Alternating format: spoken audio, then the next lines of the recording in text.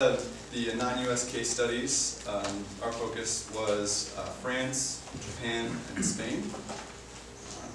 To start off, we've each got a timeline that just gives an overview of kind of the trajectory that these plans took.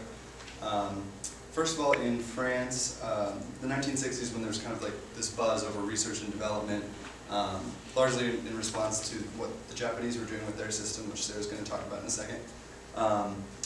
And a lot of new technologies were being thrown around. They were really interested in kind of air cushion technologies, the hovercrafts, not maglevs, but hovercraft.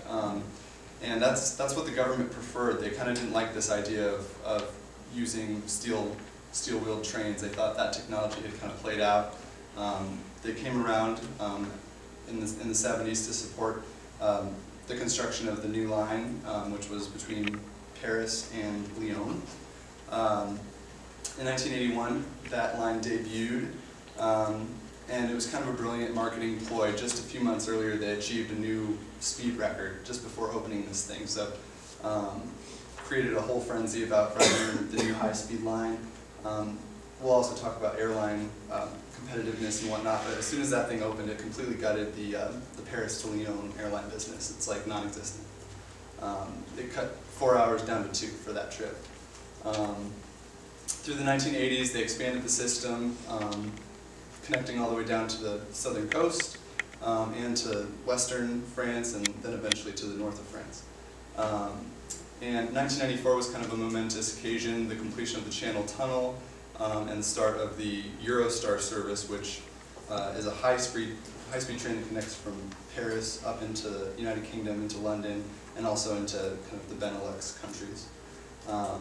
And then in 2007, kind of to reassert themselves as a leader in technology and research and development, they set a new land speed record for the fastest train using steel wheel technology, so not including maglevs, but yeah, we'll go to Japan, or Spain, sorry. Okay, in 1986, Spain first decided to build the high-speed rail as opposed to reinvesting money into airports and more highways. And then in 1992, the World Expo and first commercial operations were kicked off, which was late in the game compared to Japan and France. In 2005, their very ambitious high-speed master plan was approved. And in 2008, Madrid to Barcelona line, which is an extremely used line, was installed. And the first high-speed rail connection with France was completed in 2011. And as stated before, in the future, there's a very ambitious expansion plan for this high-speed rail. And now to Japan. So prior to the 1950s, there was really, it was really a rudimentary rail network that they had in Japan. So in the late 1950s, the government approved the construction of what they call the Shinkansen, which means new trunk line in English. And also, prior to that, they were using a narrow gauge track. So with the advent of the Shinkansen, they also developed the standard gauge track. So in 1964, the opening of the first line occurred, the Tokado Shinkansen line, which connected Tokyo and Osaka, which cut the trip down to 3.5 hours, and it was at speeds of 125 miles per hour. In 1970, they gained more traction and passed the nationwide Shinkansen Railway Development Act to formally expand the high-speed network. Between the 70s and the late 80s, they actually incurred a tremendous amount of debt, which kind of forced them into splitting them into 6 vertically integrated companies. So there was the Japan National Railways East, West, Central, and then 3 for the smaller islands as well. And in 2004, they celebrated 40 years of high-speed rail service, having carried over 4 billion passengers on the Tokado line, which is the most popular line, alone. So a tremendous amount of ridership happening in Japan. Okay, looking a little bit into funding sources, mainly focusing on current costs here. In France, the average was 17 million euros per kilometer, which, as you see below there, there's a huge variance in how much these lines cost to create, mainly based on geography. If you have to create a huge bridge or make a big tunnel or those kinds of things. It can range up to 66 million euros. All of it's been funded, for the most part, I should say, by the French government. The SNCF today does do a lot of investing in money markets and those kinds of things to get other funding sources, but they are a state-owned railroad. And of kind of huge note here is in 2007, the SNCF saw a net profit of 1.1 billion euros, which is just pretty incredible. Okay, just like France, Spain had a huge varying amount depending on the geography, and it's the second most mountainous state, so it's a little more funding than most countries have to use, but it has an average cost of 18 million euros per kilometer, and that's just infrastructure, not including operational costs. And the sources for their money is the national government, European Union, especially for transnational travel into France, for example, and ADIF. And for Japan, in the 1960s, they originally estimated the cost at 200 billion yen, which translates to $24 million. For them, the sources of capital were government loans, bonds, as well as a loan from the World Bank. But again, they incurred a tremendous amount of debt, which kind of forced them into splitting it up into private companies in the late 80s. Just looking quick, just to give you a snapshot of the corridors here.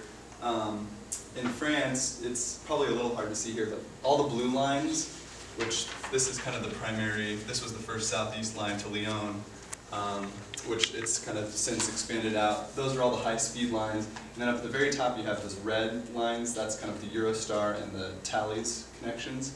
And then all of the darker black lines are conventional rail that TGV trains operate on, so making a lot of high-speed connections, even if, like David said, you're not necessarily moving at the highest speeds in those corridors.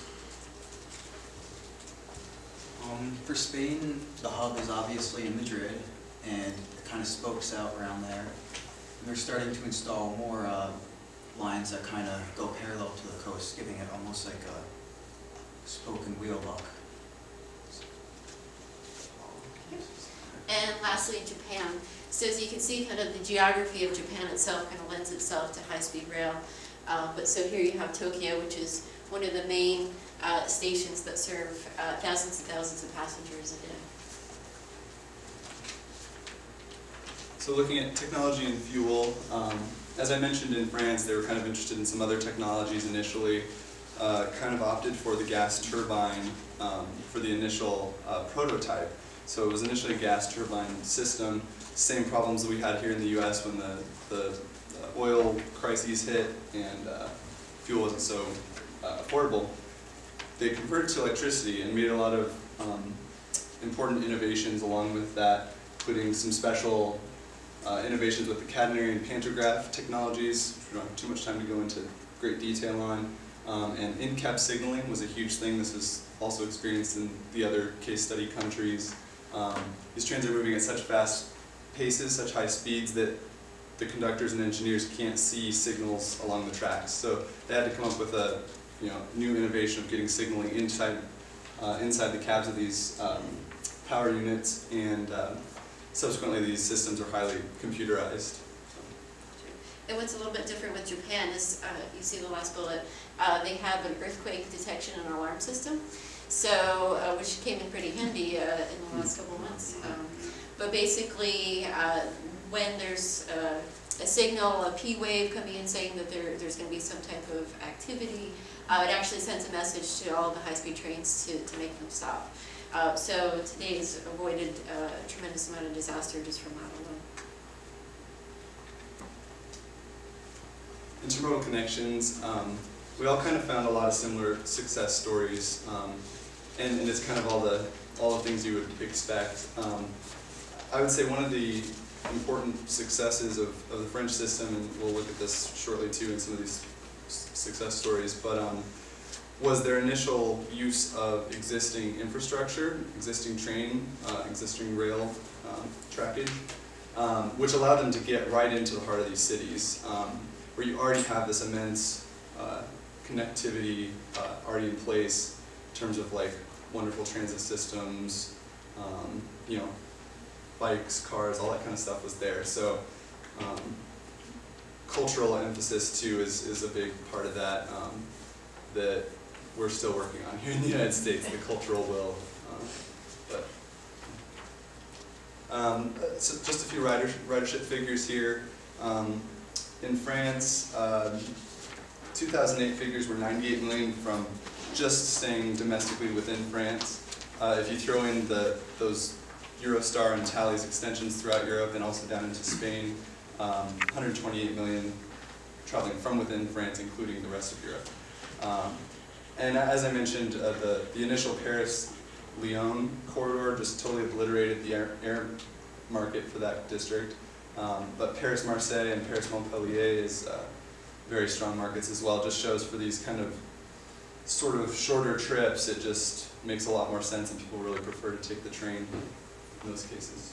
The same is true for Spain with their success for the Spain's high-speed rail has really come from the fact that it can capture a lot of market share.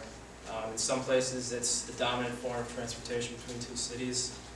It's also, in many cases, eclipsed air travel. In 2008, it had over 23 million riders annually. I don't know if that was the year that the Madrid-Barcelona line started, so I don't know if that was capturing that. But there's been aggressive expansion since that time, including just earlier this year, a linkage to France. So I expect that number to grow. Sure. In Japan, certainly rail is very popular. In 2008, it had the highest percent of rail mode share as compared to France, Germany, Italy, and the UK. Air competes with rail in Japan, so there's kind of a back and forth with the air trying to lower their prices to entice people to travel via air, and then you have the Japanese railway companies adding more lines to try to attract more passengers. So there's kind of a back and forth between those two, as well as it carries a vast number of passengers a day, almost 920,000 passengers a day. And again, the popular station, the Tokyo station, carries 23,000 passengers per hour, which is pretty incredible enough as well. So some factors for success. We put the kind of cross-boundary success stories in bold there. Geography being a main factor, closeness of cities, topography coming into play a lot there. The fact that the cities are very dense and there's not a lot of, you have the density that can support rail stations and high-speed rail. Some various safety technologies or concerns people have about air travel or car travel versus the safety and security of the train. All the systems pretty much stand to benefit from fuel costs rising because they're all electrified. They're all pretty much predicting huge growth because of that. Reliability is another huge one. As David pointed out, point to point, you can get from a downtown to a downtown very quickly. You don't have to worry about delays with your plane. I know Spain is 99% reliable. I would venture a guess that there's probably higher than that. And as you can see, Japan is the oldest system, and it looks to me from that like Spain and France kind of borrowed from the successes of